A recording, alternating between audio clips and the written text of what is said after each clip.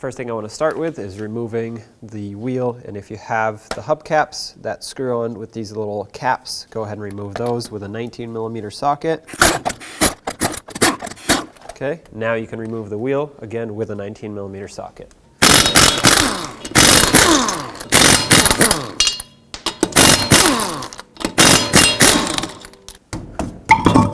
There we go. Now with the wheel off, I'm going to start by removing this upper sway bar link nut.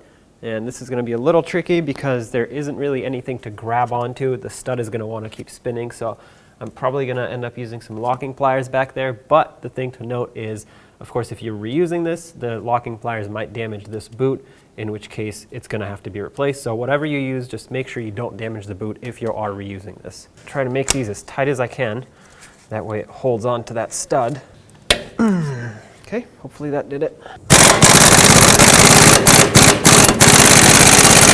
So it worked for most of the way, but I do have to reposition these locking pliers so they can grip on a little bit better.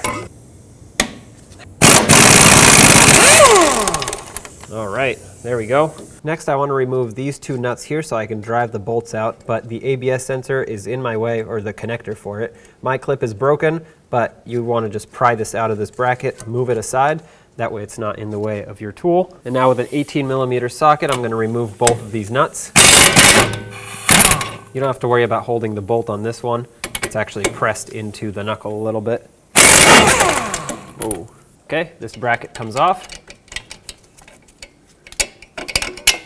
Set that aside. And I'm actually going to put the nuts back on just a little bit. That way I can use a hammer and drive these bolts out without damaging the threads. Make it flush with the end of the bolt. Now use a hammer and just drive the bolts out.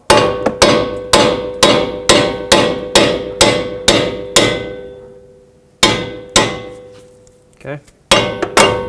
Whoa.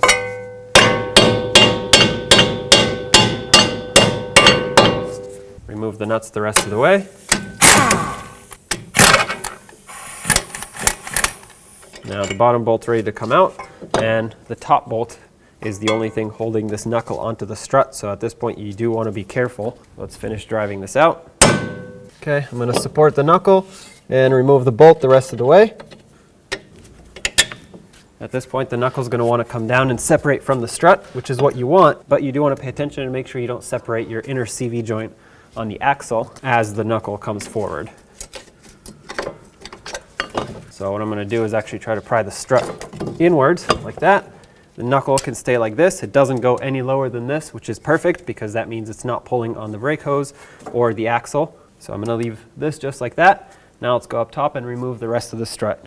Now under the hood, if you just look in the area where the strut is down below, you can see 3 mounting bolts for it. All 3 are 13mm nuts.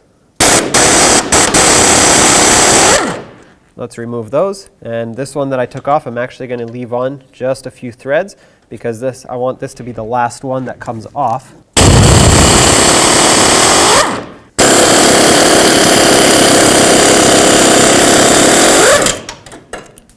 Now I'm on the last one, so I'm going to hold the strut, that way it doesn't fall down.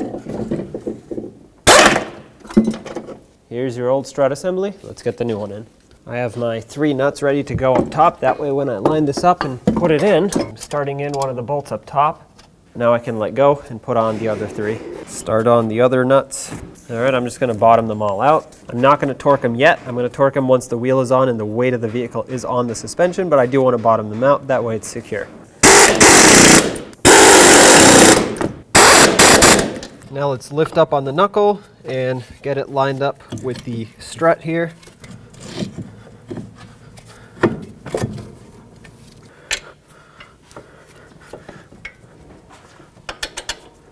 There we go, there's one.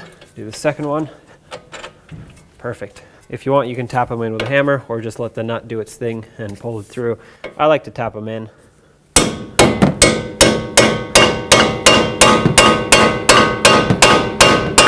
At least most of the way. Get this bracket back on here and start on the 2 nuts. Snug them up and then we'll torque them to 89 foot-pounds.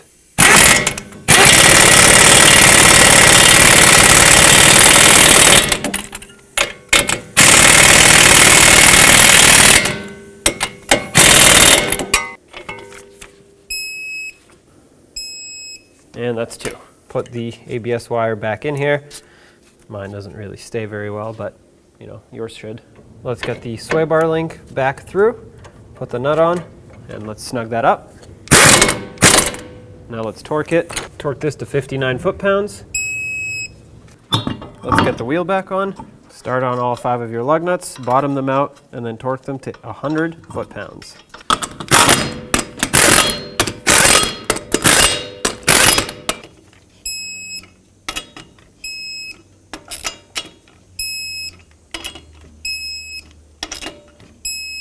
Don't forget about the hubcap. You want to line up the valve stem with the special cutout for it, but also line it up with all the lug nuts so you can thread on these caps for them. This is what's going to hold your hubcap on. So make sure these are on there, otherwise it's going to go flying. All right, off you go. With the weight of the vehicle on the ground, we'll need a couple extensions to do this. Torque these to 15 foot-pounds. And I can't get to that third one with my torque wrench, but basically just make it tight.